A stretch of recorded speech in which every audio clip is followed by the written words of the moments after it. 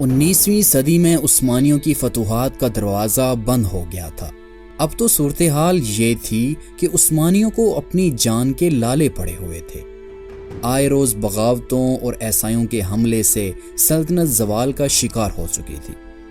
سلطنت عثمانیہ کی آج کی اس چھٹی ویڈیو میں ہم اس سلطنت کی چھٹی صدی کی تاریخ بیان کریں گے۔ 18ویں صدی عیسوی کے آغاز میں سلطان سلیم ثالث تخت عثمانی پر براجمان تھے۔ انہی کے دور میں مصر میں نپولین بوناپارٹ نے نہ صرف قبضہ کر لیا بلکہ اس نے عثمانی دستوں کو شکست سے بھی دوچار کیا۔ مارچ 1802 عیسوی میں فرانس اور سلطنت عثمانیہ کے درمیان ایک صلح ہوئی، جس کے تحت نپولین نے مصر پر دولت عثمانیہ کی فرما روائی تسلیم کر لی۔ اس کے بعد نپولین اور سلطان کے درمیان خط و کتابت ہوتی رہی، یہاں تک کہ جلد ہی سلطان نے فرانس سے اتحاد کر لیا۔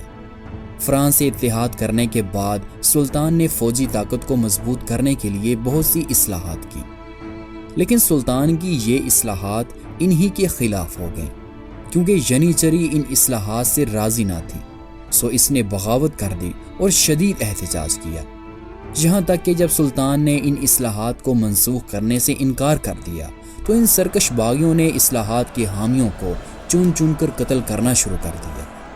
جب سلطان سلیم کو یہ احساس ہوا کہ اب باغی حد سے بڑھ گئے ہیں تو سلطان تخت سے دستبردار ہو گئے۔ 22 ربیع الاول 1222 ہجری بمطابق 29 مئی 1807 عیسوی میں سلطان سلیم ثالث کو معزول کر دیا گیا۔ اس کے بعد مصطفیٰ رابع 1807 عیسوی کو تخت نشین ہوئے، لیکن ان کی خلافت صرف 13 ماہ تک قائم رہی۔ ان کے سلطان بننے کے بعد اب بھی بہت سے لوگ سلطان سلیم ثالث کو تخت پر لانے کے حامی تھے۔ اسی خطرے کے پیش نظر مصطفیٰ رابع نے سلطان سلیم ثالث کے قتل کا حکم جاری کر دیا اور سلیم ثالث کو قتل کر دیا گیا، لیکن یہ اندھا قتل جلد ہی رنگ لے آیا۔ سلطان سلیم کا ایک وفادار بیرقدار نے مصطفیٰ کو تخت سے اتار کر محمود ثانی کو جولائی 1808 عیسوی میں تخت نشین کر دیا، اور تخت نشین ہونے کے چند دنوں کے بعد معزول سلطان مصطفیٰ کو قتل کر دیا گیا۔ سلطان محمود ثانی نے تخت پر آنے کے بعد فوجی اصلاحات جاری رکھی جو کہ سلطان سلیم ثالث نے شروع کی تھی۔ 1809 عیسوی میں روس نے سلطنت عثمانیہ سے جنگ چھیڑ دی۔ ترک اس حملے سے سخت سیخ پا ہوئے اور ہر جگہ سے رضاکارانہ طور پر لوگ فوج میں شامل ہونے لگے، لیکن افسران کی نااہلیوں اور پرانے جنگی نظام کی وجہ سے عثمانیوں کو شکست ہوئی، لیکن پھر بھی انہوں نے روسی فوجوں کو دریائے ڈنیوب کے اس پار پسپا کر دیا۔ روسی اب مدافعانہ جنگ لڑ رہے تھے، کیونکہ روسی زار کو نپولین کی طرف سے حملے کا شدید خطرہ تھا، اسی لیے اس نے طاقت میں ہونے کے باوجود دولت عثمانیہ سے 28 مئی 1812 عیسوی کو صلح کر لی، جو کہ صلح نامہ بخارسٹ کے نام سے جانی جاتی ہے۔ 1821 عیسوی میں یونان نے بغاوت کر کے موریا پر حملہ کر دیا، کیونکہ یونان سلطنت عثمانیہ سے آزاد ہونا چاہتا تھا۔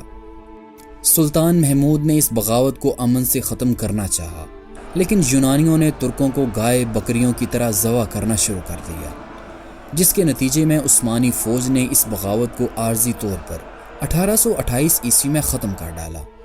اسی سال جبکہ یونان نے بغاوت کر دی تھی، مئی 1828 عیسوی میں روسی زار نکولس خود میدان میں آیا اور اس نے دریائے پرت کو عبور کر کے 15,000 فوج کے ساتھ مالدیوا میں داخل ہو گیا۔ تقریباً اسی وقت روسی بیڑا بھی درے دانیال میں داخل ہو گیا۔ روس اور عثمانیوں کی یہ جنگ تقریباً 1 سال تک جاری رہی۔ 1831 عیسوی میں مصر میں قائم عثمانی گورنر علی پاشا نے بغاوت کر دی۔ اس بغاوت کا سبب یہ بنا کہ سلطان محمود نے یونانیوں کی بغاوت کو کچلنے کے لیے مصر سے علی پاشا کو طلب کیا، اور اس بغاوت کو کچلنے کے بعد انعام کے طور پر سلطان نے اسے شام، دمشق، طرابلس اور جزیرے کریٹ کا والی بنانے کا وعدہ کیا۔ لیکن اب چونکہ یونان کی بغاوت کی جنگ کا نتیجہ سلطنت عثمانیہ کے خلاف رہا، اور جب علی پاشا نے ان چاروں ولایتوں کا سلطان سے مطالبہ کیا تو سلطان نے صرف اسے کریٹ کا والی بنایا۔ اس پر اس نے سلطنت سے بغاوت کر ڈالی۔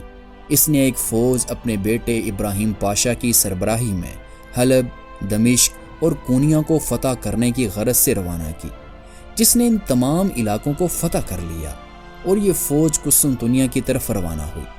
سلطان نے ان باغیوں کو ختم کرنے کے لیے کئی ایک فوجیں روانہ کی، لیکن ان سبھی نے شکست کھائی۔ قریب تھا کہ 1 سال کے اندر اندر باغی علی پاشا کی یہ فوج قسطنطنیہ کا محاصرہ کر کے عثمانی سلطنت کا خاتمہ کر ڈالتی۔ سلطان محمود نے یہ خطرہ محسوس کرتے ہوئے برطانیہ سے مدد مانگی، کیونکہ گزشتہ بغاوتوں اور جنگوں کی وجہ سے عثمانی فوج کی حالت انتہائی خراب تھی، لیکن برطانیہ نے سلطنت عثمانیہ کی مدد کرنے سے انکار کر دیا، جس کی وجہ سے سلطان نے روس سے جنگی مدد مانگی۔ روس جو کہ پہلے ہی سے عثمانیوں کی مدد کرنے کے لیے تیار بیٹھا تھا، اس نے 22 فروری 1833 عیسوی کو 4 جنگی جہاز اور 6000 کی فوج قسطنطنیہ روانہ کر دی۔ روس کی اس مدد سے برطانیہ پریشان تھا۔ اس نے عثمانیوں پر دباؤ ڈالا کہ روسی فوجیں واپس چلی جائیں، لیکن زار نے کہا کہ جب تک ابراہیم کی فوج واپس نہیں چلی جاتی، روسی فوج سلطان کی کمان میں وہیں رہے گی۔ ادھر سلطان نے علی پاشا کو شام، حلب اور دمشق دے کر صلح کر لینی چاہی، لیکن محمد علی پورا شام، فلسطین کا ایک حصہ اور اس کے علاوہ ایک اہم بندرگاہ لینے پر اصرار کر رہا تھا۔ مجبوراً سلطان محمود نے دوسرا جنگی بیڑا اور فوج روس سے طلب کی۔ 5 اپریل کو 12,000 کی مزید روسی فوج سکوتری کے قریب اتری۔ اس دوسری کمک سے برطانیہ اور فرانس بے حد پریشان ہوئے۔ اب کی بار انہوں نے محمد علی اور سلطان محمود پر دباؤ ڈالنا شروع کیا، اور آخرکار سلطان نے محمد علی کے تمام مطالبات منظور کر لیے۔ یوں معاہدہ کوتاہیہ کے تحت وہ تمام علاقے عثمانیوں نے محمد علی کو دے دیے جو سلطان سلیم اول کی فتوحات کی وجہ سے عثمانی سلطنت میں شامل ہوئے تھے، لیکن یہ صلح عارضی ثابت ہوئی، کیونکہ چند سال بعد محمد علی نے خراج دینا بند کر دیا تھا اور اس نے خود مختاری کا اعلان کر دیا۔ سلطان نے اس سرکشی کے لیے 25 جون 1839 عیسوی میں ایک فوج اور بحری بیڑا روانہ کیا۔ جب عثمانی لشکر جنگ میں شامل ہوا تو بہت سے عثمانی افسر جو کہ پہلے سے ہی محمد علی سے رشوت لے کر غداری کر چکے تھے، ابراہیم کی فوج سے جا ملے، جبکہ بحری بیڑا پورے کا پورا محمد علی کے حوالے کر دیا گیا۔ غداری کی ایسی مثال شاید ہی تاریخ میں کہیں ملے۔ لیکن قبل اس کے کہ یہ خبریں سلطان تک پہنچتی، 1 جولائی 1839 عیسوی کو سلطان محمود کا انتقال ہو گیا۔ ان کے وفات کے بعد سلطان عبد المجید خان نے تخت عثمانی سنبھالا۔ سلطان عبد المجید نے سلطنت میں بہت سی اصلاحات کی، لیکن جب انہیں عثمانی بحری بیڑے کی غداری کا علم ہوا تو ان کے ہاتھ پاؤں پھولنے لگے۔ بلاخر طویل جدوجہد کے بعد برطانیہ اور روس نے عثمانیوں کی مدد کے لیے اپنے جنگی جہاز مصر روانہ کیے، اور جلد عثمانیوں نے محمد علی کی فوجوں کو پسپا کر دیا۔ آخر تنگ آ کے محمد علی نے 20 ستمبر 1841 عیسوی میں صلح کر لی، اور باقی زندگی سلطنت کے ایک ادنا پاشا کی حیثیت سے مصر پر حکمرانی کرتے رہے۔ 1853 عیسوی میں سلطنت عثمانیہ کی روس کے ساتھ کریمیا کی جنگ چھڑ گئی۔ یہ جنگ ولاچیا اور مالدیوا کے عیسائی عوام کو لے کر ہوئی تھی۔ روس کے مطالبات کو سلطان عبد المجید نے ماننے سے انکار کر دیا تھا، جس پر روسی سفیر شہزادہ منچیکوف فوراً قسطنطنیہ سے روانہ ہو گیا، اور روس کے ساتھ عثمانیوں کے سفارتی تعلقات ختم ہو گئے۔ 3 جولائی 1853 عیسوی کو روسی فوجیں دریائے پرت کو عبور کر کے مالدیوا اور ولاچیا پر قبضہ کر چکی تھیں۔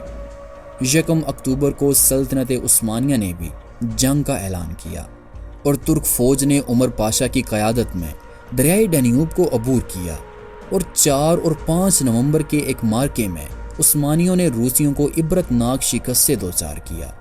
عثمانیوں کی ان فتوحات سے اہل یورپ کو ان تمام اصلاحات کا اندازہ ہو چکا تھا جو کہ دولت عثمانیہ کے فوجی نظام میں جاری کی گئی تھی۔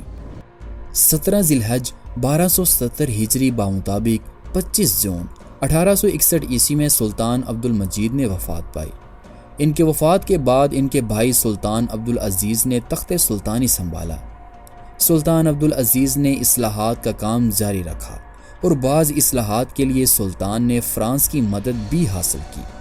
سلطان کے دور میں بالکنز کی طرف سے پھر بغاوتیں ہونے لگیں، جس کی وجہ سے روس سے پھر جنگیں شروع ہوئیں۔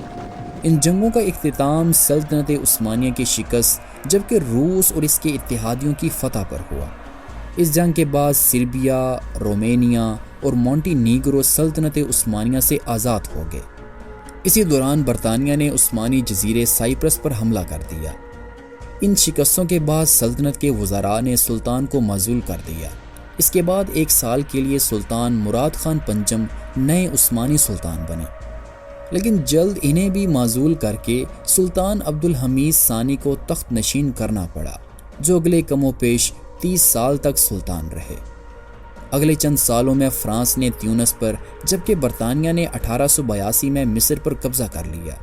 برطانیہ اور فرانس کے بدلتے رنگوں کی وجہ سے دولت عثمانیہ نے جرمنی کے ساتھ دوستانہ تعلقات بڑھا دیے۔ 1897 عیسوی میں یونان اور عثمانیوں کے درمیان جزیرے کریٹ کو لے کر جنگ چھڑ گئی، جس میں عثمانیوں نے یونان کو شکست دی اور جزیرے کریٹ پر عثمانی سلطنت کا کنٹرول رہا۔